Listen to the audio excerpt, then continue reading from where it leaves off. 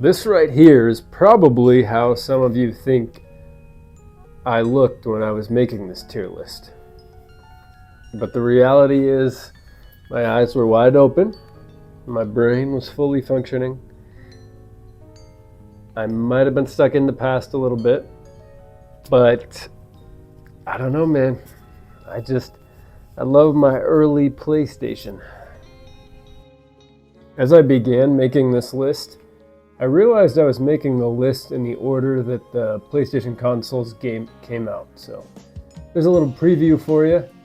I was kind of disappointed when I realized that because, essentially what that meant was it's just been going downhill because I had PS1 top and then all the way down PS5 at the bottom. But I took a step back. I was like, there's no way that's what's been going on. And I mixed it up a little bit, so it's not quite as cut and dry as that, and see if you agree.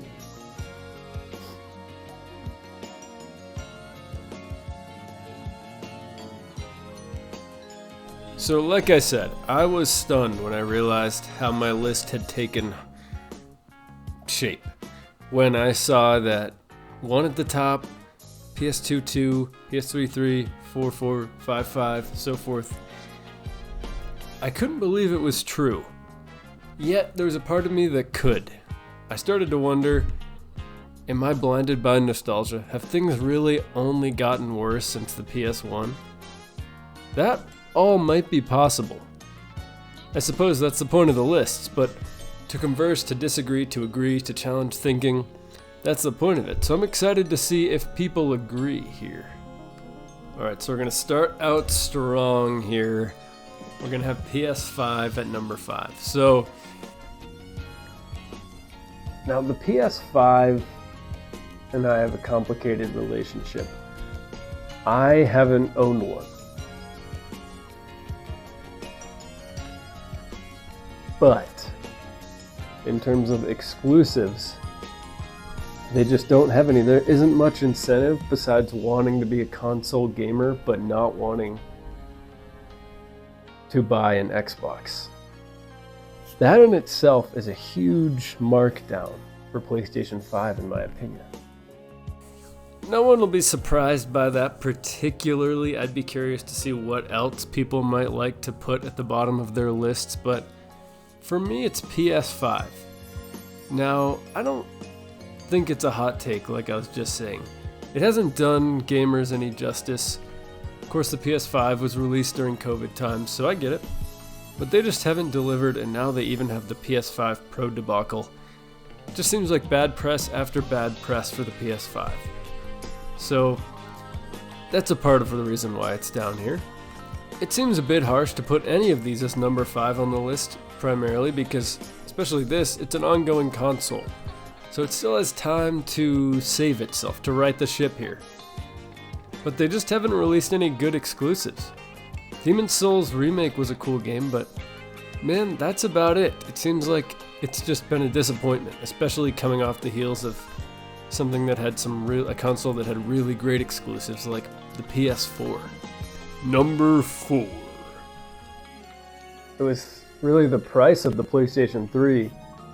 I remember it was going to launch at $600, and that was bonkers. It's just so out of touch, which is interesting because then you look at the next generation, and you had Xbox talking about how they're going to do the always online thing, and then PlayStation 4, Sony comes out with an ad saying, here's how we share games, and then it showed literally handing a physical game to someone, which didn't seem like it was going to be possible on the 360.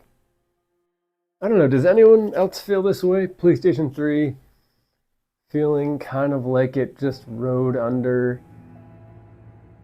the map? I mean, the Xbox 360 was so dominant, even when you had something like the Red Ring of Death, which I did have happen to me. Still felt like that was the dominant console. And then the One and the PS4 just changed everything. Just that's when the tides turned, but I just felt like the PS3 was a real letdown. I don't know. The PS3. I like The Last of Us, but not as much as some others do. I played a bit of Uncharted, but that wasn't my jam either. God of War 3 was awesome. It was also sort of the end of some of my favorite franchises like Spyro, Ratchet and Clank. It made me sad. It also lost a bit of power. Metal Gear Solid wasn't in peak form. It just seems like that was a bit of a slide for the PlayStation, the Sony brand of PlayStation, in my eyes. Now, I personally didn't have a PlayStation 3. I played it at my friend's house. I didn't really own one. I had one for a bit, but I didn't really take part in the PlayStation 3 zeitgeist. I had an Xbox 360, and I loved that. That was an awesome console. I didn't even feel any real interest or desire to have a PlayStation 3 because I was perfectly satisfied with the Xbox. It's interesting how that's changed now, but for me, that generation just felt a bit like a lost generation in my eyes, in the way I was living my life. Number 3. Alright, so we've got the PS4 coming in at number 3. I really enjoyed Horizon Zero Dawn, The Last of Us, and Spider-Man, but they're more of a spectacle than about the quality. Again, that's my opinion, probably a hot take. In terms of Horizon, I thought that the story was somewhat interesting. I thought that the characters were pretty lackluster. The actual art of the game was beautiful. I wasn't really bought into it, though. The actual combat and exploration was sort of interesting, but it got pretty dry and wasn't as complex as it might have seemed to be. As for The Last of Us and Spider-Man, well, The Last of Us, obviously a great story, an impactful story, but for me, I just didn't love it as much as some other people. I played it a little later too, so I don't know if that was me missing out on the moment it released. If I'd played it then, maybe it would have struck more of a chord, but for me, I just didn't find it that emotionally impactful. There were some really crazy moments in the story, of course, but I didn't find it to be the masterpiece some folks do. In terms of writing and the characters, they're pretty good, but the actual gameplay, the moment-to-moment gameplay is pretty lackluster. And the world building is good too, but it's just not a masterpiece in my eyes. I know that's going to cause quite a bit of a stir, but that's just how I feel about it. And Spider-Man, well, that's the definition of more of a spectacle than the quality. It's a superhero story, the characters are pretty interesting, the actual gameplay is very fun. Combat's not too complex, but it's just a beautiful game. It's Insomniac showcasing what they can do, and that's all you can ask for, and that's all it really was ever going to be, so, I mean, it's cool. But that's just the thing about the recent PS4 exclusives. PlayStation has become the Apple of the console space. The games are beautiful, and in the case of God of War, the writing's amazing, but they don't have that same substance that the 2 and 1 had in their games. I love God of War. The exclusives are crazy on this game. In this console. God of War 2018, Horizon, Last of Us, Spider-Man, Bloodborne. They're awesome. God of War had a good story, interesting combat, and it almost, along with Bloodborne, single-handedly put this up into that 3 spot for me, but they just didn't quite do it. I might be making a mistake here by keeping it down at 3. All the games put a smile on my face. It's more about how they look. Games, they're more about just looks, and a lot of these exclusives are mostly about looks. Besides God of War, I think that does have some really decent writing and interesting characters, as well as The Last of Us. But Bloodborne, it was pretty great. It's really close for my second pick, but I'm going to keep it at 3. Number 2. Now, when it comes to the PlayStation 2, I can see its flaws, but Final Fantasy X just hit me at the right time. I feel like everyone has that game. And Final Fantasy X, for me, as someone growing up on the coast, on an island, just how cool Sin was as a villain, an entity, and how relatable it was too. I don't know, man. Titus was so cool. I just really, I really empathized with that. And again, that was only possible because of PlayStation 2. I'll never forget that opening scene with Blitzball and then the wave. And just the graphical leap once again was amazing. The PS2. The best-selling console of all time. Now, I'll be honest, I'll be clear with my biases, my nostalgia. This is almost exclusively because I love Final Fantasy X. Yes, I know this is the best-selling console of all time, I just said it. But for me, owning a PlayStation 2 was about Final Fantasy X, Final Fantasy XII, Ratchet and Clank, and God of War. The original God of War. I want to be super clear. I even put this as number 2 without even having played Shadow of the Colossus. In terms of nostalgia, I freaking love the 2 Spyro games that released. I'm pretty sure they wouldn't hold up now, but I'm still biased as heck. A Hero's Tale and Enter the Dragonfly. I love that series. It was sort of peak platforming in my eyes. Except for Mario, of course, but in terms of the PlayStation platforming, the PlayStation 2 was really the spot for that.